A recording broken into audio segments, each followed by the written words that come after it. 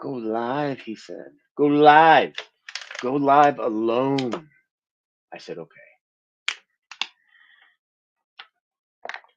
I know I'm just talking to myself. Ooh, we got a viewer.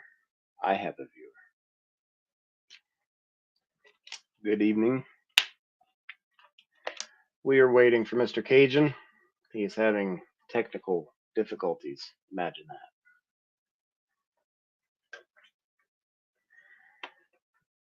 So, oh, two. What's going on, Mr. Baker? You at lunch? There he is. I know Thad's at lunch. What's up, Bubba? What's up, Jacked Up? It was great to see you this last weekend, Bubba. It was so much fun.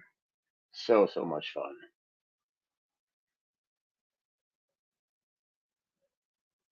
Hey, by the way, I see that Mr. Baker and Mr. Jacked Up, both of you guys are watching on YouTube. If you haven't, make sure you hit the like and subscribe button. That just helps us apparently on YouTube. I think. I don't know. I've heard other people say it, so I wanted to say it. What's going on, Mr. Taz? Glad you made it, Bubba. How'd you guys' week been?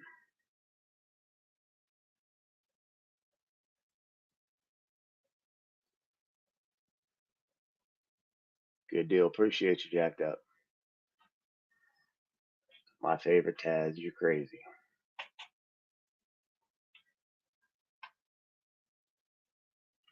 See, I told Cajun to come on with the cell phone. So just log in with your cell phone because his computer isn't wanting to fire up. Been running on my cell phone doing this podcast for, well, since we started it. Nah, he's going to be picky and not come on.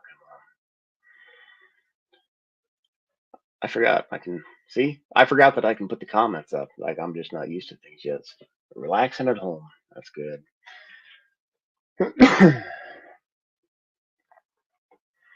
Yeah, Jared, I know a guy that knows a guy. I'll hook you up. Country tenant check out.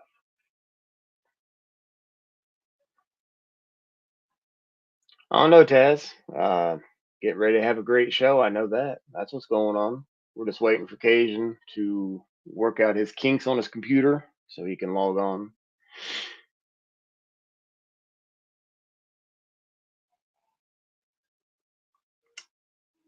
You know, this happened to me one other time. I think it's happened a couple of times. It's happened one other time. Took care of things. Here you go, Mr. Baker. That's what's up. Glad you got, at least you got to spend some time with her. I'm not so sure that he's even being lazy tonight, Mr. Taz. I think he showed me he called me just to show me his computer, and it truly is. It won't even turn on, so I don't know.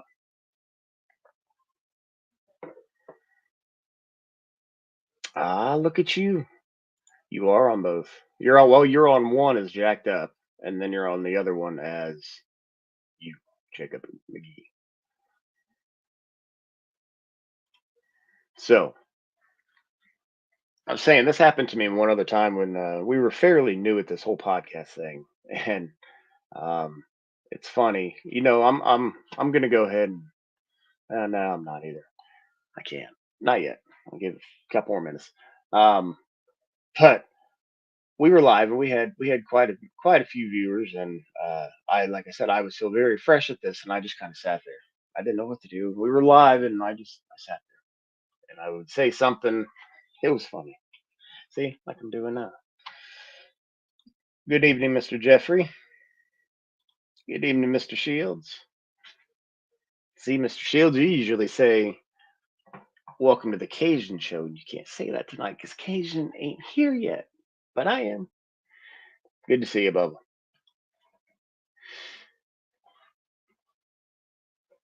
I'm going to text him again if he's not already watching.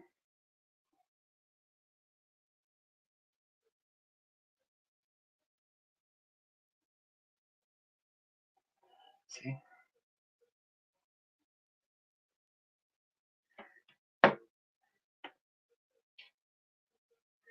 You know, I think that it was quite a popular picture. Obviously, not because you or I were in it, but it's I've seen it on quite a few things. That picture's been in quite a few places, so I've seen it. Yes.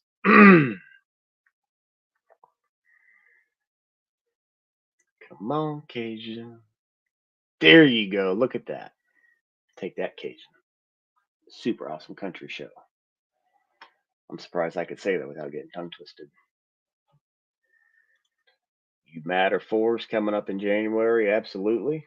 I'm sure we will be doing something on that.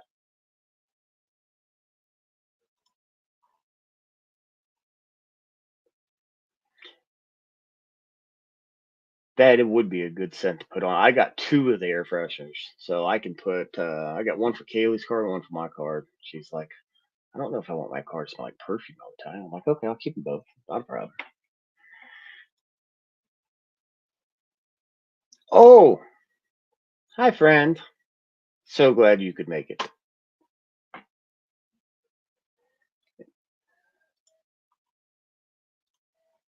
It's Cajun on the Country Show tonight. It is.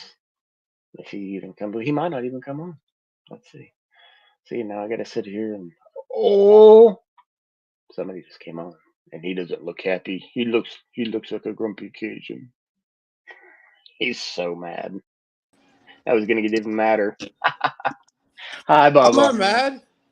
You look frustrated. That's all I meant by it. I know, I'm not not necessarily mad. mad. I just look like my normal self.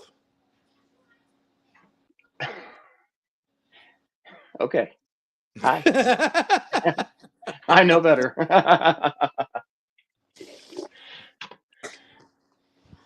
Oh, how you doing, Bubba? I'm all I'm right, glad you're. Bubba. I'm glad you're on. Oh, there's your buddy. Hey, Amanda. I don't know what's going on.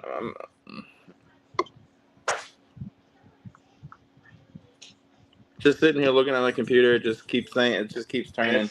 It's Um, it's not your Wi-Fi because your computer literally won't even turn on. So no, it's the computer diagnosing it and cleaning it and doing shit, and it's just I wish I would have had it already going before, but yeah. Well, it is welcome to it the is what it welcome is. welcome to the country show. Apparently, and this is coming from your man, Mr. Shields. So That's fine. It is country show. It's just as much country show as it's mine. you just can't let me give you any crap, can you?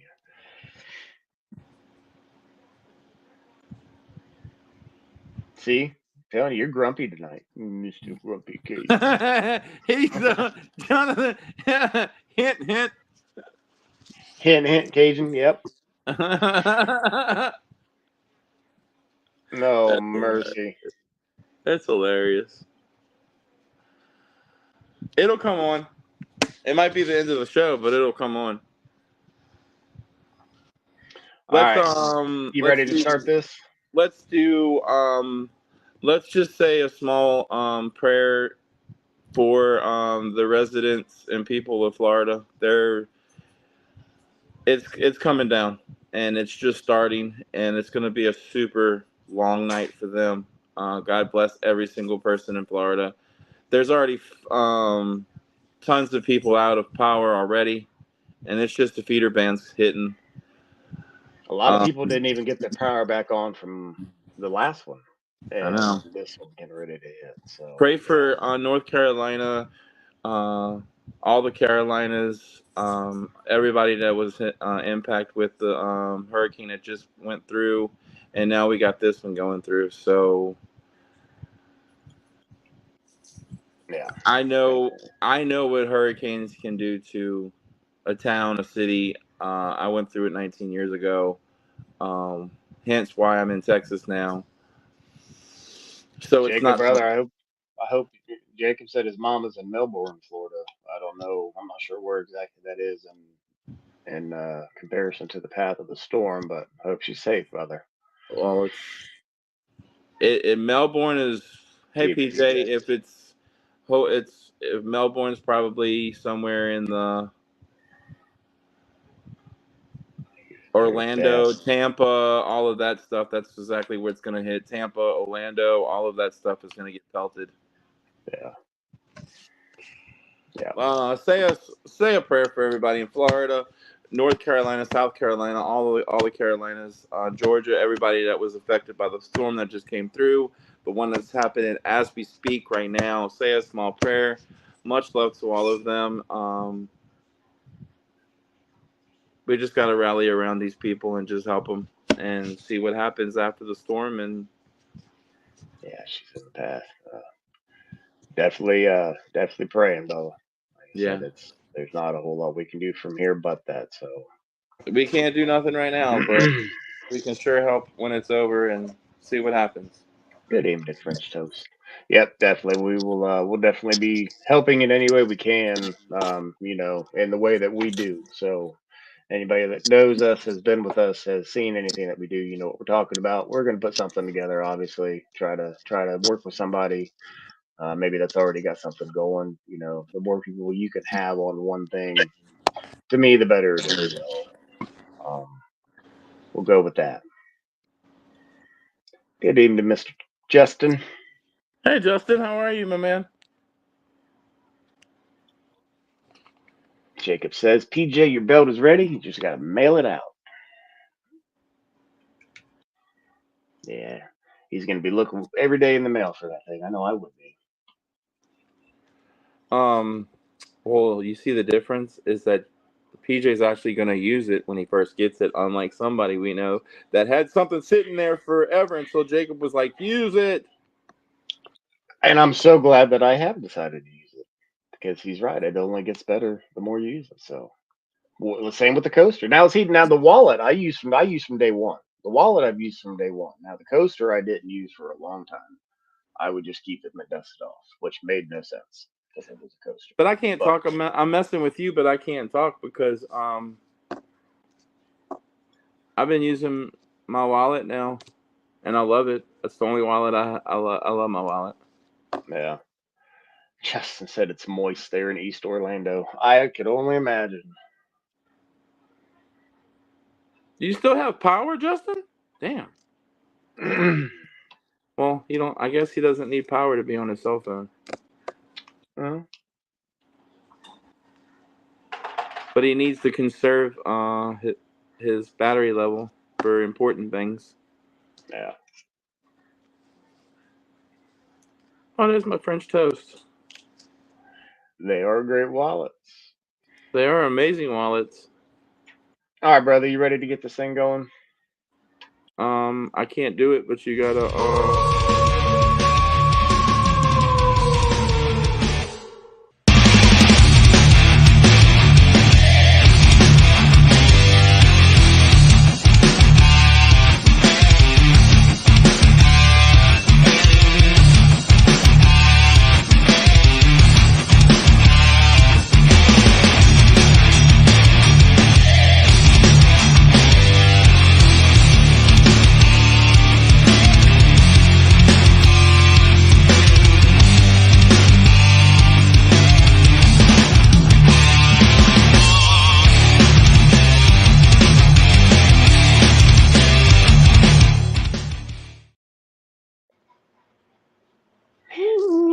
That will never get old. Mr. Mudbug, don't get shy. You're not shy. You got the giggles, though, I can tell that. Justin says for now, but the wind's picking up, so Please stay safe, brother. yeah, please.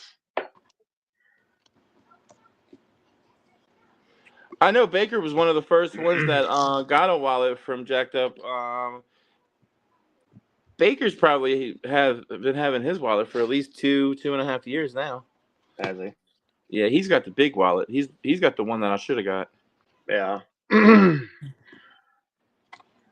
Well, I tell you what, I know I can't wait. I think he's ready. I'm gonna go ahead and bring on our first guest tonight. Who is it? Man, you know who it is, and if you don't, you need to ask somebody. Hey, It's you know Mr. what I Taxi, did yesterday? Let me tell you what I did yesterday. I went to Newport, Kentucky yesterday, and I was looking for a comp, and I couldn't find it. You looked in the wrong place. We moved it. Ryan gave you the wrong address. You weren't supposed to tell him that. Yeah, I mean, we moved it. It's like 2 blocks over. Before we get started, when you said look at him never gets old, the shame is he will. Bud, he's beautiful, dude, but they grow up so daggone fast. Yeah, they do. Next time you turn around, he's going to be a teenager. Next time you turn around, he's going to be going, Dad, I'm out of here.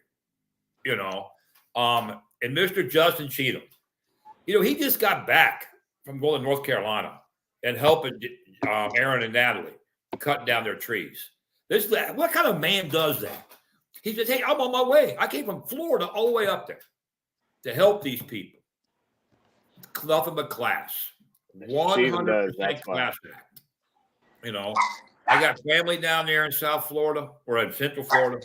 A lot of the carnival people I knew for all these years, that's where they are. That's where they are in the wintertime. Yeah. One of my buddies, his house was built in 1981. The builder is a very good friend of his. And he called him. He said, my house is going to handle a category 4. He says, get out of here. Go. Get out of Dodge right now. He says, your house ain't going to handle it. I built your house. It's not going to handle it. So get out of it. Wow. At least he was honest about it. Yeah. I know Christina Aguilera she's gone. She bugged. My aunt and my cousins and them, they're riding it, you know. I mean, I wouldn't, but they've been there all their lives. You know, they're used to that stuff. Yeah. I'm just hoping to God they're all okay. You know, everybody down there, like you said, prayer, send you love. You know, that they're going to need help later. Mm-hmm. You know, I like the mayor of Fort Myers. He was on the radio today here, and they said that there's people that are staying. He goes, all right, we've told you to leave. We can't force you to leave, but we'll be looking for you. Guaranteed. Yeah. We'll be sitting dogs looking for you. You know, you got to get out. Yeah. So people should obviously listen for a change. But anyway, back to the good life. Absolutely. Agent, you missed it by 2 days. Sorry you couldn't make it. It was a great time. We thank you very much. We're so lucky to have the Barracks Project as the charity we work with. They work so hard in the things that they do. It was a small event. I'll have to say, you know, it wasn't as big as it normally is. I think counting the kids, we had almost 100 competitors. We only had 139 raffle items. That's it? That's it. Only 139. It was only like 200 feet of table, you know. Yeah. I mean, the whole thing's a damn hall. It's unbelievable how far this thing goes. It really is. We had 5 tubs of fun. And Mitchell, I can't pronounce his last name. Maybe one of you guys can. From down there in Florida. The big, huge, beautiful beard from the Mad Viking. Is it Striker? Yeah, Striker or Strike him or something. Him and his family won 3 of the 5 baskets. Wow. Yeah, of liquor. Wow. Then we had 36 or 38 door prizes. I'm really sorry that I didn't get to socialize more, to walk around, hug, and shake hands. I was rocking, man. You know. And I was telling Brian earlier, people would come up and they'd ask Sandy a question. And she goes, if it's not a raffle table question, I don't. She says, go ask Phil. I'm like, what are you sitting to me for? And she does it just to mess with you at this point. Oh yeah, but it was beautiful, man. Some of the greatest people in the world were there. I want to thank Jacked Up for his donation as always. He donated a wallet, and then he also donated some leather air freshener things. It was beautiful. You know, I got one in my car already. I soaked mine in vodka. Okay. Good choice. Yeah, you know. Yeah, why not? You know what you could do with it? Put in a bag of weed. Yeah. I swear, officer, it's the air freshener, see? Yeah. Yeah, I got a bunch of homegrown. I'll throw it in there. Like you said, it's an alibi for the cops. Look, it's my air freshener. Yeah. Mad Viking Beard Company, they were the major sponsor. Yeah. They did so much. You know, everybody was sold out of t-shirts. Timber in Maine, they're kind of new to the industry. It's timber like a tree, and Maine like a lion. They got great products, man. They had these on the raffle tables. I got one actually right here, a really nice dealy bopper. You open it up, it's got all their nice product in it and stuff. Very, very. I can't get it. Right there it is. Okay. Very nice, man. Very nice. We only had like 2 or 3 items that weren't claimed out of 139. Wow. Ain't too shabby. William Arnold, a lot of folks don't know him. He was from Beards of the Old Northwest, and he hand makes a lot of stuff. He had an axe that you hang around your neck, little like for hanging around your neck. It was beautiful, man. And then he hand makes dugouts. And for those that are in the safety industry, they know what dugouts are. He made those. The crowd was phenomenal. I tell you what, did you get one of them sliders, Country? Maybe more than one. Okay, they blew me away. I didn't realize how good they were.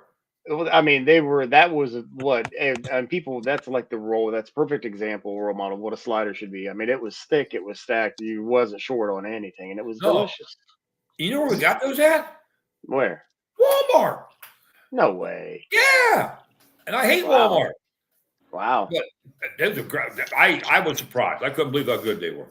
Yeah. The pizza went well. Jared's wife, the raffle table is his wife's favorite. If you come to the Big Whisker and you do not walk away with something, there's something wrong with you. I don't know what you were doing. I mean, we're throwing items out all night. We throw T-shirts, we throw coasters. Koozies, so that kind of stuff out all night. I'm not going to keep you guys long. I want to thank everybody that came out, everybody that sponsored us. We raised $10,000. $10,000. Wow. For the Barracks Project. For Cage's new girlfriend, Amanda, and the veterans that they take care of. They do so much good work. We've been lucky to be with them. I believe this is our 7th or 8th year. The Southgate House. How beautiful is that place, Ryan? That's one of the first things that I tell people. It's a Southgate House. What is that? And I'll look it up. If you don't know what it is, look it up. And that's once they see it, they're like, "Wow, okay." It was built in 1866.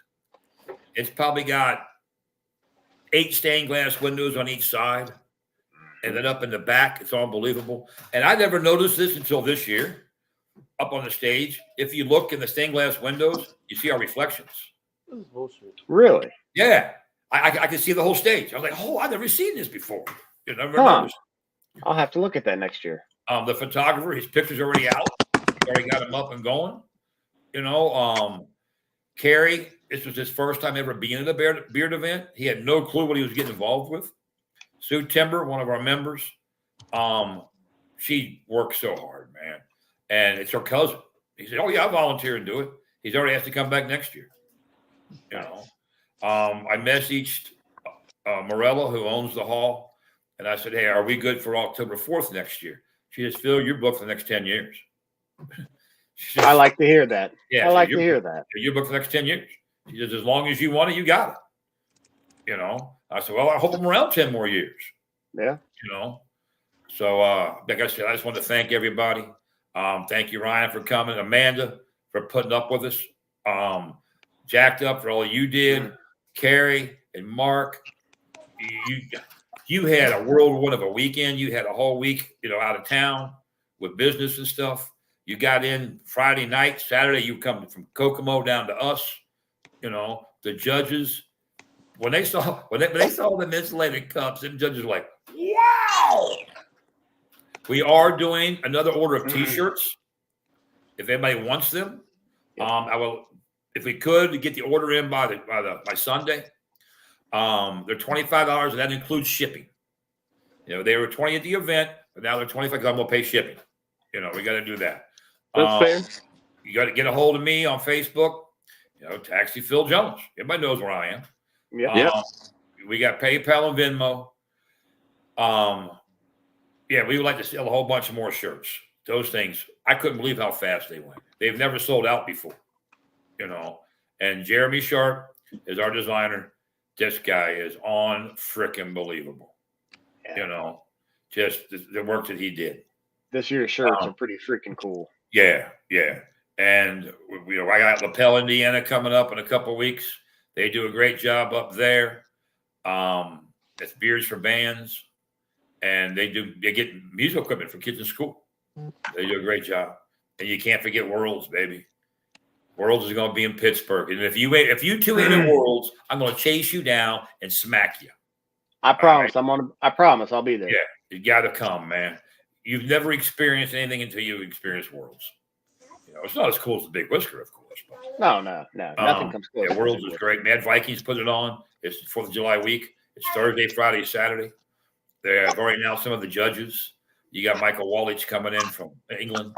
Wags. I don't know if you guys have ever met Wags. Wags is one of the sweetest people you'll ever meet in your life. She's one of the judges. Who else did I see they posted already? I think Eddie Kippinger is going to be I always pronounce it wrong, and he knows it. I do it on purpose. And it's Nate Johnson. They announced him today. You know, it's going to be a great crew there. They got 2 really good MCs and then a dipshit. They got Rob Schreiber from down there in Virginia. Him and Carla have been in the community for a long, long time. Great people. You got Jason. I call them the Jasons. Big Jason, little Jason. You got the Jason Sealand and Jason Hall. And then you got dipshit named Taxi Phil. I think that's the first comp he's ever MC'd. I think he's new at that. So yeah.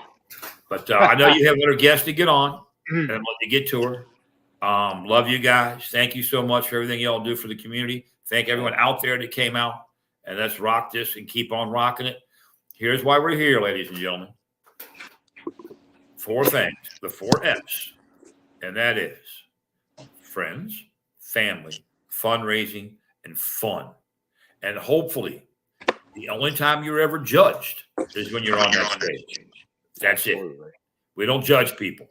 You know, everybody's them. Everybody's what the way they are. You know, it's life, dude. You know, and we have built one of the greatest communities in the world. So I want to thank you again. You guys have a great night. I won't bother you again for a few weeks, probably, unless you get bored and you need somebody to come in and yell at you. Phil, for as much as you thanked everybody, we all thank you right back. So we love you, and we will see you when we see you. And I didn't even harass Cajun tonight. I was nice. You didn't. He got off easy. Oh, he's grumpy. So I'm not being grumpy. I love you, Taxi. Have a good night, Mr. Taxi. Out of here. Bye. Love you, brother. Bye-bye. Man, what an awesome gentleman.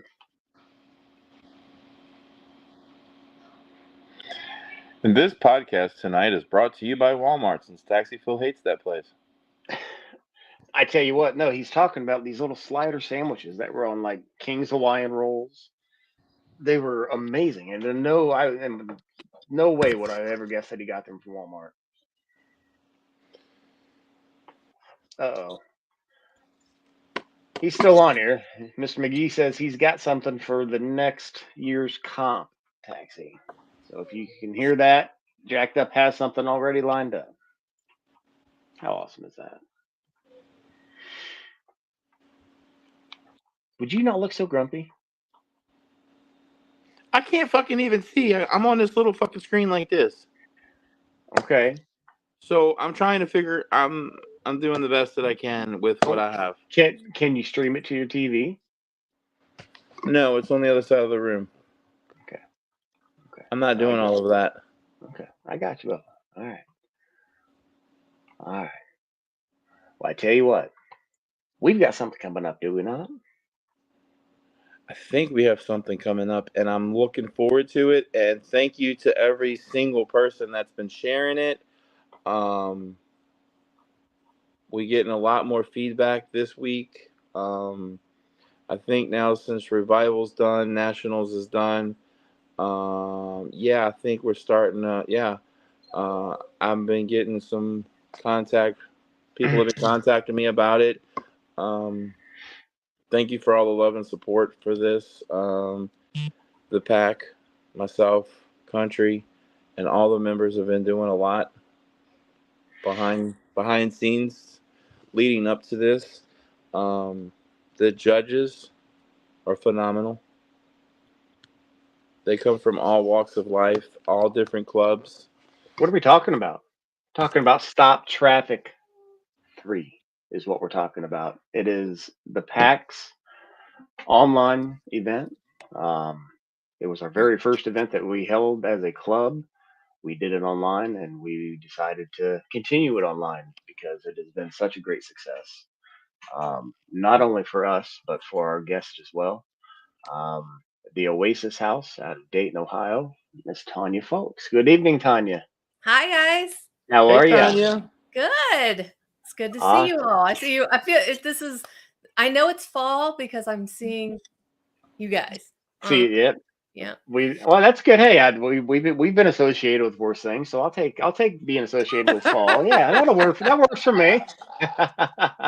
Well, Man, we really appreciate the consistency of your commitment and support. I can speak for Oasis House. It's a rare bird that comes and sticks around 3 years. You've outlasted.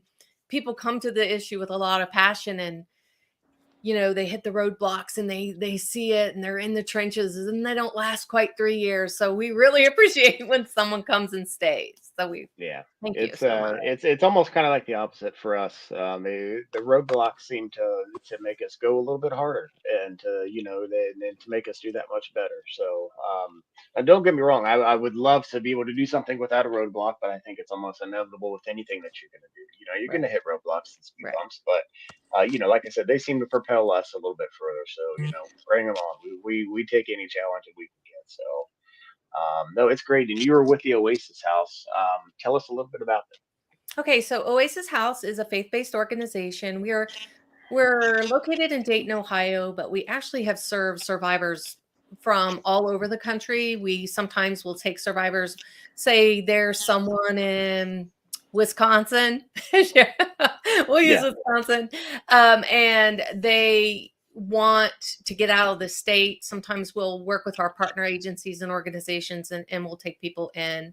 We serve female survivors of human trafficking. So our mission is through Christ, Oasis House heals, empowers, and restores female survivors of human trafficking and sexual exploitation because they tend to go hand in hand. Yeah. We have started just dipping into. That's not me. Nope. We have started dipping into helping women. We've always kind of helped them, but we're getting a little bit better at helping women who've been trafficked for labor. So we're kind of dipping into that. And so the last couple of years that I've been on, we always talk about kids, child trafficking, adult trafficking. We always kind of get in that territory. Well, for the last, I don't know, several years, we've been having an internal conversation because we survey the women that we serve. We've been an organization for 20 years. Wow. And we survey the women that we serve, and like 98.98% of them are survivors of some kind of child sexual exploitation. Do y'all know what that is? I've heard it. Obviously, I don't know that honestly, I don't know that I know the correct. Okay, that's okay. So That's okay. that's why we have you on. This I'm Right. sure I'm not the only one. So it's kind of an umbrella term, but it's basically when a child is used for the sexual gratification of another person, specifically usually an adult. It can be child sex abuse. It can be child sex trafficking. It could be child pornography. It could be nude photos. That all fits under that umbrella. So again and again and again, our survivors tell us, this happened to me when I was a child. I said 98, but it's like 99.98%. So we've been having this internal dialogue. We don't serve children, but we kept talking about if we could do something for kids that would help them, empower them, because that's one of our words, right? Yes. Empower them to advocate for themselves, or better yet, know exactly what to do when something inappropriate happens to them or a friend, or how to keep it from happening. So we actually developed a workbook for kids called Thrive. It's for teenagers, and it's very colorful, and it has some, crosswords in it. And with this, I can hand this to any 12 or 13-year-old or 14 on up child, and everything that they need to be equipped to deal with sexual exploitation is here. Everything from how do I recognize it? What is it? Who am I? What do I believe in? What are my values? Is this appropriate? Is this not appropriate? If I said yes once, does that mean that it's yes always? How do I stop it?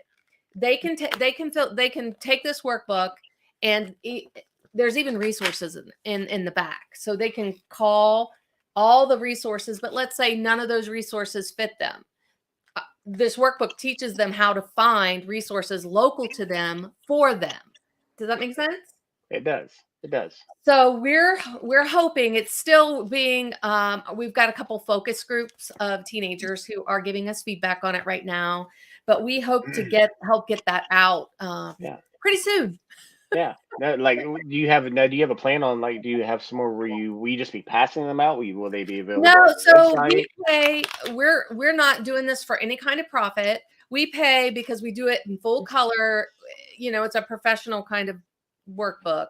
Right. We pay about $15 a workbook. And we've been asking for donations and things like that. And I think that we have enough to fund. We'll give them, we're going to kind of do it case by case. Okay. So I'd like to put it up on Amazon and then have it sold there, and then use any proceeds that we get from there instead of just paying, maybe charge 20 and then like a micro business, and then using the proceeds to purchase them for our.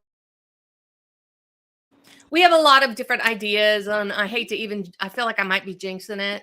No, not at all. No, I think that's a great idea, and I think that you guys seem to, what you guys set out to do, you kill it every time. You go above and beyond what you've set out to do. So I think that that's going to be a great success for, not just the Oasis House, but everybody that it's able to reach to, and everybody that's able to get their hands on, that think that they had a resource, that think they had a way out. Sure. Now they do. So. And it's not.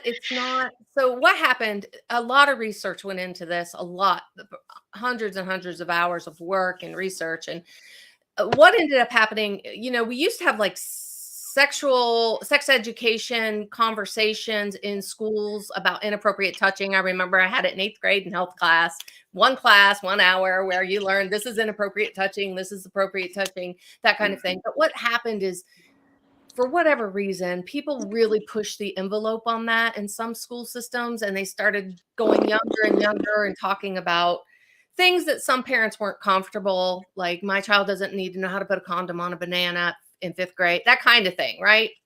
This is not that.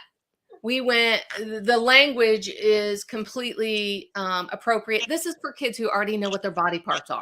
This isn't for a 5-year-old. Gotcha. So we didn't have to use any kind of sexualized language or anything like that. And there's a little cartoon character called Compass Callie and his friends, and they walk the teen through it, basically, to help break down some of the concepts that might be a little harder to understand, to put it in kid terms. That's why we need focus groups. Yeah. Because trust me, the way Tanya says it is not the way a 15-year-old would say it, right?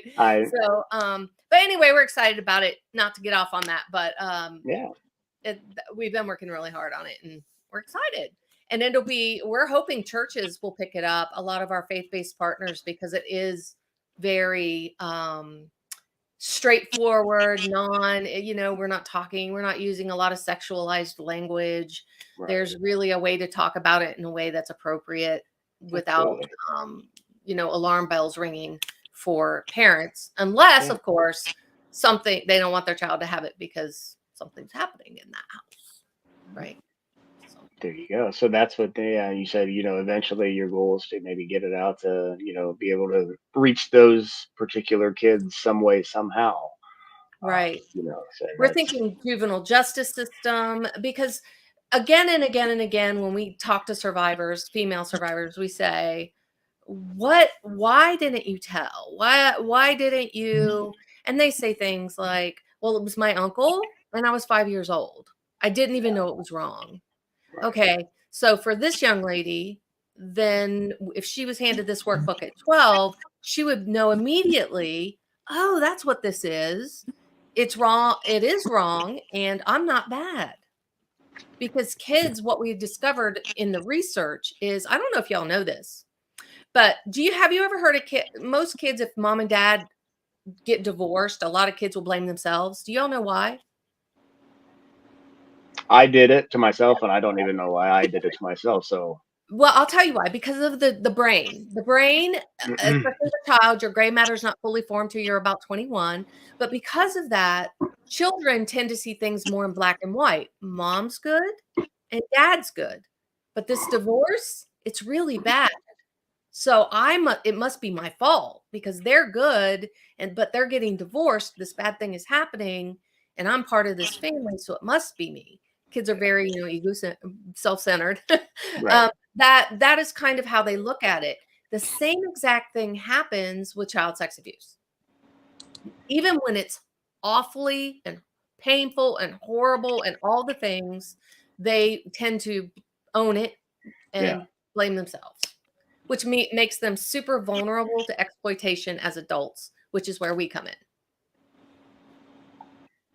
Make sense? It does. That very layman's term. I mean, yes, that makes a lot of sense and explains it. Yeah. Thank goodness for people like you and organizations like the Oasis House, because I'm sure that you are only able to, actually do what you set out to do with just a small fraction of the women that you want to. And that's why I said, there should be more organizations out there like that. But you guys take on a pretty big task. Yeah. And I'm sure you guys see some things that it's. I don't know that I could do it. That's why I said it takes a special person with a huge heart, and that wants to make that change and to provide that help. To people that didn't think it was available. Right. So, Well, and a lot of times people just assume, and our culture can be kind of hard on women they perceive as prostitutes or working in the sex industry, right? They can be pretty hard on them, but never as hard as they are on themselves. It's never as hard. So we partner with other great organizations. I don't know if y'all know this, but Ohio is really ahead of the curve when it comes to human trafficking. We started researching human trafficking in Ohio in 2010. Some states didn't even have it in their vocabulary yet.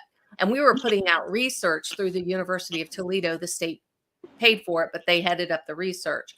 And we've been ahead of the curve in almost every way. For the entire time, right? So why that's interesting is Attorney General Yost in Ohio, he's pretty awesome. He gets after it. He doesn't play. There's no equivocation. He's I just love that law and order kind of mindset. Yeah. And he's really getting after it. He funds task force like we have, and we now have, hallelujah, our own hotline for the state of Ohio. There you go. Because what happened with the national human trafficking hotline, they meant well, but it's like calling Washington, D.C. if your house is on fire. Right. Right. They have to call someone local and then make sure they get the right place. And then by the time, all that comes down and through, it's, and then sometimes, maybe they don't answer the phone all the time, or, we've called and had some issues with that. So we have our own hotline in Ohio, which is a huge step. It goes right to BCI, which is an acronym, Bureau of Criminal Investigations. Yeah, there you go. It goes straight to them. They can take their time, ask questions, and then they know Ohio. They can say, oh, this is Franklin County. Oh, this is Montgomery County. Yeah. And they'll know exactly who to kind of put the connection. That one thing, that one hotline, I've been screaming for a state hotline since 2012. That's that's huge.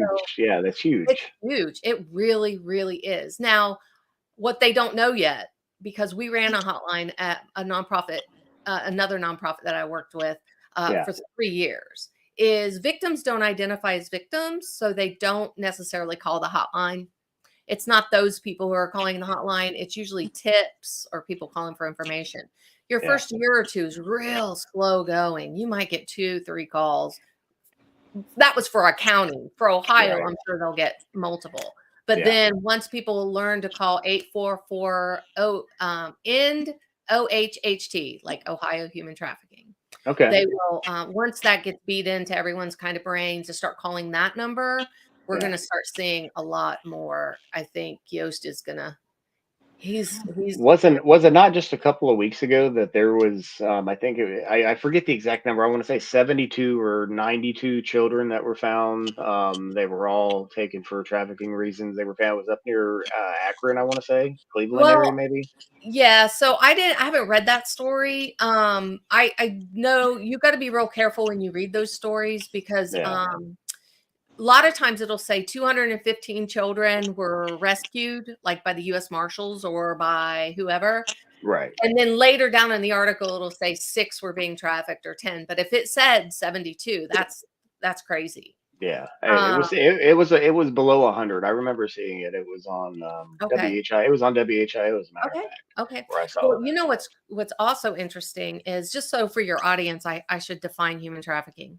In layman's term, human trafficking is simply exploiting someone's labor through force, fraud, and or coercion, and exploiting their labor or their sex for profit. Right? That's it. That's all it is. And it's going to be interesting to me. So, okay. One of the things I do with my job is I do presentations all over, really everywhere. I've done them all over the country. But every year I get into the FBI and the Department of Justice data and I do some number crunching, right? Because that's kind of my thing. And I look at, they do the number crunching, I just look it up, but they don't make it easy to find. It's these Right. reports they put out. And I've been doing that since about 2010, 2012, maybe. And every year, like clockwork, they put out, let's phrase it this way. Have you heard from one person, crime is up, violent crime is up, and then somebody else will say, no, it's down. Oh, absolutely. All the Let me time. explain to you why. Okay. Because this is my field. This is what I do. This is part of what I do. So they're both right. And they both can show data to back it up. But this is what happened. In 2020, so every year that the Department of Justice, the FBI, the National Center for Missing and Exploited Children, they put out their data. Boom. This Yeah. is how many runaways. This is how many children were kidnapped by strangers. This is how many rapes. This is how many murders by age, by demographic, right? It's just a big chart. You can go through it. Okay. Under 21, under 18, and you can read it. Well, in 2021, roughly, because they report, so this year they would be reporting on 2023, right? So in 2020, it started getting really difficult to find anything. And by now, I can't find any good data. And this is why. The feds, so violent crime by law has to be reported up to the federal level. Make sense? Okay. It does. Well, they have a reporting protocol and there's little codes that they use when they report it. So the state of Ohio is reporting things up and there's codes, and think of it kind of like a software, program. I don't know all the ins and outs of it, but this is the gist of what I found when I did my research. They instituted a new software program, a new reporting protocol in about 2020. Thing is, a lot of places aren't up to date on that yet. Like there's a learning curve. So they're not reporting. Okay. So national data says crime is down. Violent crime is down because lots of places aren't reporting. But when you go in, so then what did I have to do? I give those numbers during my presentation. This is how many children ran away or were missing. This is how many children were abducted by strangers. This is how many, all that. Right.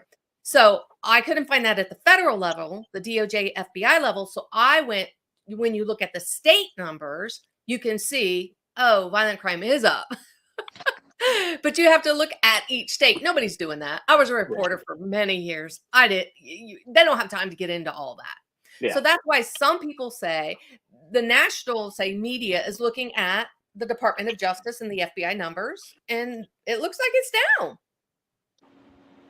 But then when you start digging through, you realize they're not even publishing data now because all the states aren't reporting. Yeah. Does And that make sense? it does. It makes a lot of sense. And it's I guess It's not funny at all, but it's. I wanted to say it's funny. You know, we live in our neighborhoods, we live in our communities, no matter Right. where we're at, and we notice the presence. You know, the Sure. up presence of more police officers going here, going there. The Right. the sirens. You know, we know that stuff has increased, and it hasn't gotten any less. We know that. So you know, when we hear Right. the things have gone down and crime has gone down, we automatically, just from living and paying attention to what's going on around us, Right. know that that's probably not accurate. It, Right.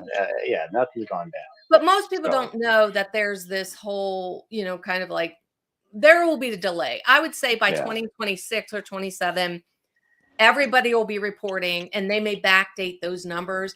But then, of course, the news will be crime is up now because right, of whatever reason, whoever's in the White House, they'll make up something, right? And yeah, they'll put something in there and it'll be somebody, but they'll actually just be kind of updating the numbers. yeah, The reason I even bring that up is because it is typically prior to the mass immigration issue that we've had over the last couple, 3, 4 years, whatever it's been. Um, I could say to people, we had around 350,000 missing children a year. Only less than 1/2 of 1% were abducted by strangers. That means the child didn't know the abductor and the parents didn't know the abductor. Most of the time, missing means runaway. Most runaways are recovered within 48 hours. 4% of the time, it's a family abduction, non-custodial parent or someone in the family. And I could give them those numbers and I could say, across the entire country, it usually hovers between 50 and 75 kids reported abducted by a stranger a year because people think that's how kids get trafficked. But that's not. Kids are trafficked by people in their circle of trust, parents, step parents, stuff like that. yeah, So the reason I'm bringing all that up is because we have this huge new population of people living in our country, children and adults that are unaccounted for. If we can't even keep track of our numbers, at the federal level, we know 300,000. Department of Health and Human Services said that they lost 300,000 migrant children. God willing, they're all with family members. yeah, But I've seen reports they're not all with family members. In fact, some of them are showing up at crisis pregnancy centers in Ohio. Pregnant. really, Yes, because a lot of them are Catholic and they'll show up at a crisis pregnancy center because they don't believe in abortion. wow, And during the interview, you find out that they're supposed to be in Cincinnati and they're not 18 and, they're being trafficked basically. right, right, So we have this whole new group of people who are vulnerable to trafficking. And I've met 2 of the girls who were being trafficked. yeah, But we don't have any data, any numbers, nothing on them yet because it's hidden. It's right, just, it's going to be crazy when we have to address it because yeah, eventually we're going to have to address it. Where are these kids? Where are these adults? They've lost right, adults. Where are right. they? This isn't a dryer where you're losing one, a pair of socks or something like that. Right. You know, they've got to be somewhere. You know, they have to be there somewhere. Right. And And they got somewhere by someone. So and exactly. that's And not being able to work, that is a vulnerability. You got to make money. You got to eat. Everybody thinks, I know, it's easy just to say, well, the government gives them checks. And that's if they process through the government, right? A lot of these folks never process through the government. They didn't come through a checkpoint at the border. yeah, A lot of them no one even knows they're here technically. But so it's going to be interesting times in the next decade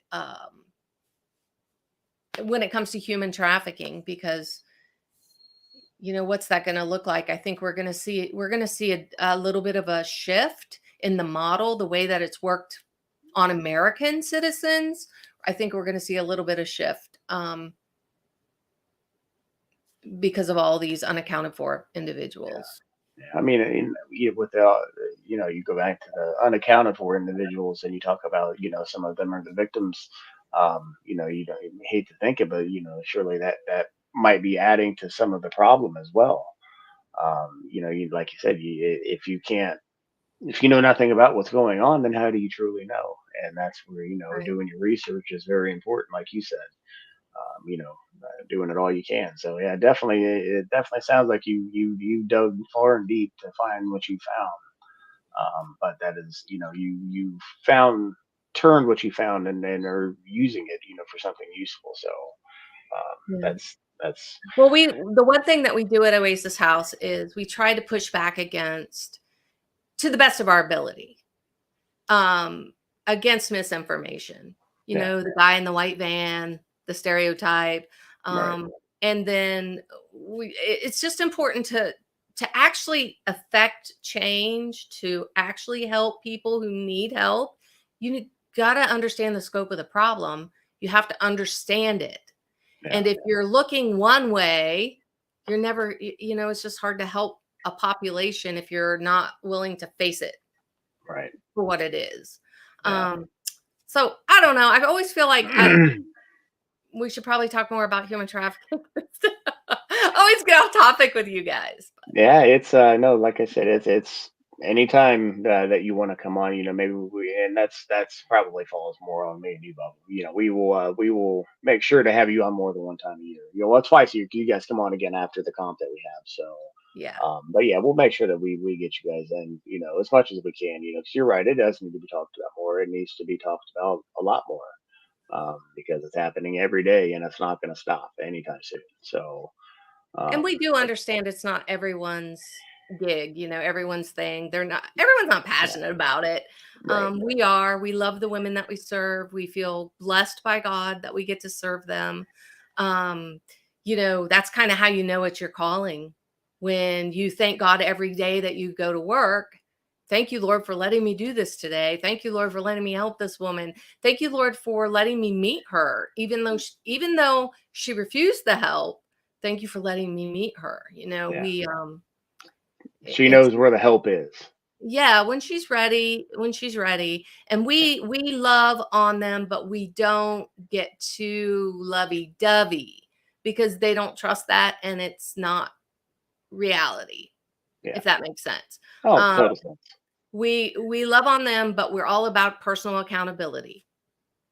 Right? You can't get anywhere in life without personal accountability. So Right. we teach we have a huge curriculum. We teach boundaries, financial management, life skills, anger management. We have life coaching. There's a lot of different resources available for the women we serve, completely free to them. Yeah. It's completely free to them, but it is not so much free to the Oasis House, which is why everybody watching, make sure that you are sharing about the conference coming up November 16th. Stop Traffic number 3 for the third year. And Tanya, you said something earlier that I'm just really, people, they offer help or they help and then they disappear, whatever the case may be, for us, it's not just the pack, it's the entire community. Like Phil said, this is we consider it the best community out there. It's truly something special, because there's just about every beard club out there comes together for everything everybody does, and which is why you talked about, thank God for letting you find this group of women or meeting you would. I say the same thing about this community. I'm so glad that I found it because it has changed my life, for the better in so many ways. I've met some of the greatest people I'll ever meet. I've had the pleasure of meeting you and working with the Oasis No. House for 3 years now, and then like you said, it's just being able to do a little bit here and a little bit there, and then but little bits as much as we can, if that makes sense. It's what keeps us going. So, Well, and we put it to good use. We fund our safe house with it. We, purchase everything that the women have at the house except food.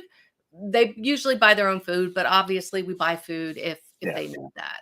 yeah, They because they work, we try to, have some personal accountability for that. But it covers all of that. It covers curriculums when we go out. A lot of the women we serve are not in the houses. Some are on the street.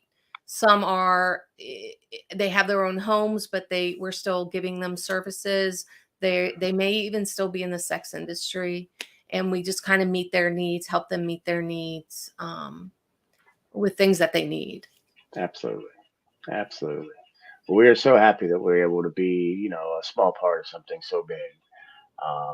Again, I know that it's everybody that's watching and listening right now. It's what we love to do, and that's what we're going to continue to keep doing. Like I said, you can count us for 3 years. You can count us in 5 years and 10 years. We'll be God doing it willing. God willing. every year you see those colors change. You can think of us because we're coming. Okay, So, that's awesome. Tanya, thank you so much for coming on this evening. Folks, remember again, November 16th, it's Stop Traffic 3.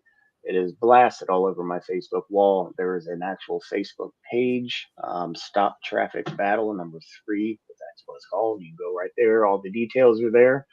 And we hope to see you there. So, Tanya, have a great evening. All right. Thank you. Thank Bye. you.